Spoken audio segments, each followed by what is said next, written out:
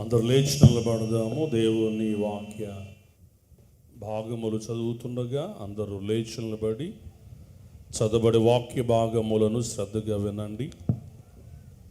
తండ్రి అయిన దేవుని తలంచుకొనొచ్చు. పాత నిబంధన పాఠము పరమగీతము 2వ అధ్యాయము 11వ వచనము నుండి 14వ వచనం వరకు చదువుకుందాం. నా ప్రియురాల సుందరివతి, లెమ్ము రమ్ము, చలికాలము గడిచిపోయెను, వర్షాకాలము తీరిపోయెను, వర్షమిక రాదు. దేశమంతటా పువ్వులు పూసి ఉన్నవి, పిట్టలు కోలాహలము చేయు కాలము వచ్చెను. పావుర స్వరము మన దేశములో వినబడుచున్నది, అంజూరపు కాయలు పక్వమగుచున్నవి, ద్రాక్ష చెట్లు పూతపట్టి సువాసననిచ్చుచున్నవి. నా ప్రియురాల సుందరవతి, లెమ్ము రమ్ము, బండ సందులలో ఎగురు నా పావురమా, పేటు బీటలను ఆశ్రయించు నా పావురమా, నీ స్వరము మధురము, నీ ముఖము మనోహరము, నీ ముఖము నాకు కనబడనిమ్ము, నీ స్వరము నాకు వినబడనిమ్ము. ఆమేన్.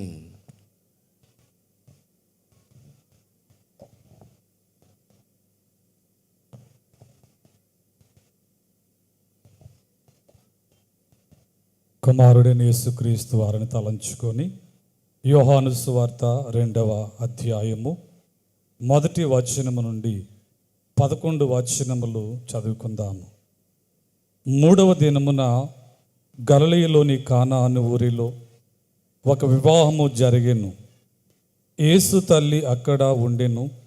యేసును ఆయన శిష్యులను ఆ వివాహమునకు పిలువబడిరి. ద్రాక్షరసం అయిపోయినప్పుడు యేసు తల్లి వారికి ద్రాక్షరసము లేదని ఆయనతో చెప్పగా, యేసు ఆమెతో, అమ్మా, నాతో నీకేమీ పని, నా సమయం ఇంకనూ రాలేదనెను. ఆయన తల్లి పరిచారకులను చూచి, ఆయన మీతో చెప్పునది చేయుడనెను. యూదుల శుద్ధీకరణాచార ప్రకారము 2-3 తూములు పట్టు 6 రాతి బాణలు అక్కడ ఉంచబడి ఉండెను. యేసు ఆ బాణలు నీళ్లతో నింపుడని వారితో చెప్పగా, వారు వాటిని అంచుల మట్టుకు నింపిరి.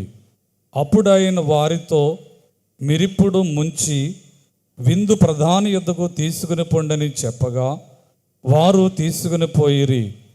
ఆ ద్రాక్షరసము ఎక్కడి నుండి వచ్చెనో ఆ నీళ్లు ముంచి తీసుకుని పోయిన పరిచారకులకే తెలిసినది గాని విందు ప్రధానికి తెలియకపోయేను.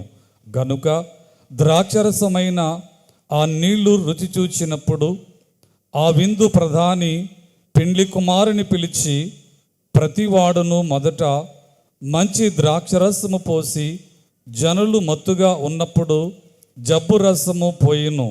నీవైతే ఇదివరకును మంచి ద్రాక్షరసము ఉంచుకొని ఉన్నావని అతనితో చెప్పెను. గలిలయలోని కానాలో యేసు ఈ మొదటి సూచక క్రియను చేసి తన మహిమను బయలుపరిచెను. అందువలన ఆయన శిష్యులు ఆయన యందు విశ్వాసముంచిరి. ఆమేన్.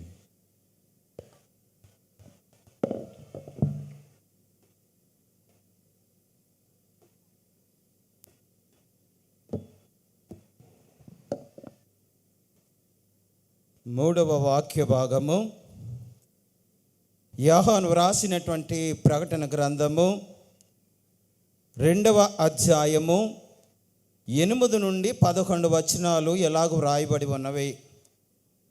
స్మరణలో ఉన్న సంఘపు దూతకు ఎలాగ వ్రాయము, మొదటివాడును కడపటివాడునై ఉండి మృతుడై మరల బ్రతికినవాడు చెప్పు సంగతులేమనగా, నీ శ్రమను దరిద్రతను నేను ఎరుగుదును, అయినను నీవు ధనవంతుడివే. తాము యూదులమని చెప్పుకొనుచు యూదులు కాక సాతాను సమాజపు వారి వలన నీకు కలుగు దూషణ నేను ఎరుగుదును. నీవు పొందబోవు శ్రమలకు భయపడకుము. ఇదిగో మీరు శోధింపబడినట్లు అపవాది మీలో కొందరిని చెరలో వేయింపబోచున్నాడు. 10 దినములు శ్రమ కలుగును. మరణము వరకు నమ్మకముగా ఉండుము. నేను నీకు జీవ కిరీటం ఇచ్చేదను. సంగములతో ఆత్మ చెప్పుచున్న మాట చెవుగలవాడు వినుగాక. జయించువాడు రెండవ మరణ వలన ఏ హానియు చెందడు. ఆమేన్.